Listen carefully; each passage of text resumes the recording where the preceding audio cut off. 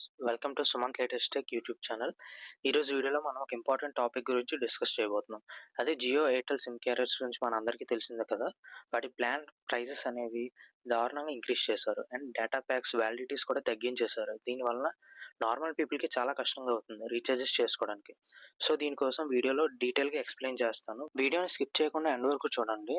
ఒక లైక్ చేయండి వీడియోని. ఇక మన టాపిక్లోకి వెళ్ళిపోదాం పదండి. Telecom regulatory authority of India, ప్రతి నెట్వర్క్ దీని కిందకే వస్తాయి అన్నమాట. ఇవి చెప్పిన రూల్స్ కంపల్సరీగా ప్రతి నెట్వర్క్ ఫాలో అవ్వాలి.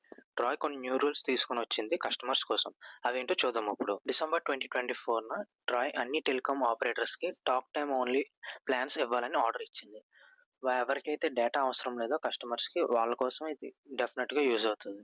అండ్ మినిమం రీఛార్జ్ కూడా 20 చేశారు. ఇంతకుముందు 10 రూపీస్కి టాక్ టైం వచ్చేది, ఇప్పుడు అది డబుల్ అయింది. అండ్ ఇంకొకటి ఏంటంటే వ్యాలిడిటీ కూడా తగ్గిపోయింది. ముందు 99 రీఛార్జ్ చేస్తే 28 డేస్ ఉండేది, ఇప్పుడు అది 28 డేస్ కాకుండా 21 డేస్కి ఎక్స్పైర్ అయిపోతుంది. సో దీనివల్ల కస్టమర్స్కే లాస్ అనమాట. ఎవరైతే 2 సిమ్స్ వాడుతున్నారో, ఒకటి మెయిన్గా యూజ్ చేసి సెకండరీ సిమ్ అప్పుడప్పుడు యూజ్ చేస్తారో వాళ్ళకి గుడ్ న్యూస్ ఇప్పుడు.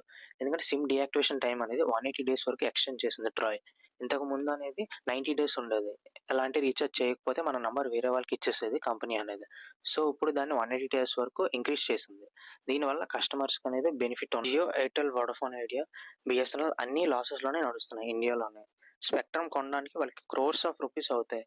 అన్ని కాస్ట్ని వాళ్ళు కవరప్ చేయడానికి ఏం చేస్తున్నారో, కస్టమర్స్ దగ్గర ఎలా మనీ లూట్ చేస్తున్నారో ఇప్పుడు చూద్దాం మనం. ఫస్ట్ ఇది ప్లాన్స్లోని హిడెన్ ఫీజ్ పెట్టడం కంటిన్యూ చేస్తున్నారు అన్ని నెట్వర్క్ కంపెనీస్ కూడా. ఎగ్జాంపుల్ 299కి రీఛార్జ్ చేస్తే యాక్చువల్గా మనకు వచ్చే బెనిఫిట్స్ అనేవి 250 రూపీస్కి మాత్రమే వస్తాయి కస్టమర్కి. అండ్ సెకండ్ థింగ్ ఏంటంటే టారిఫ్ ప్లాన్స్ అనేవి దారుణంగా పెంచేస్తున్నారు. 5G వచ్చినప్పటి నుంచి Jio, Airtel data packs rates కూడా 25% పెరిగిపోయాయి. ఇప్పుడు చాలా మందికి రీఛార్జ్ చేసుకోవడం కూడా చాలా కష్టం అవుతుంది. అండ్ థర్డ్ థింగ్ ఏంటంటే ఫోర్స్డ్ మైగ్రేషన్ అనమాట. అంటే కొంతమందికి 2G ఫోన్స్ వాడతారు, కొంతమంది 3G వాడుతున్నారు, కొంతమంది 4G వాడుతున్నారు. వాళ్ళందరికీ 5G అనేది అవసరం లేదు. వాళ్ళ ఫోన్స్ కూడా కీప్యాడ్ ఫోన్స్ ఉన్న వాళ్ళకి 5Gతో అవసరమే ఉంది. కొన్ని ఫోన్స్ అయితే టచ్ ప్యాడ్ ఉన్నా సరే వాళ్ళకి 4G మాత్రమే సపోర్ట్ ఉన్నది. సో వాళ్ళకి 5G రీఛార్జ్ చేసుకుంటున్నారు, డబ్బులు అనేవి లూజ్ అవుతున్నారు వాళ్ళు.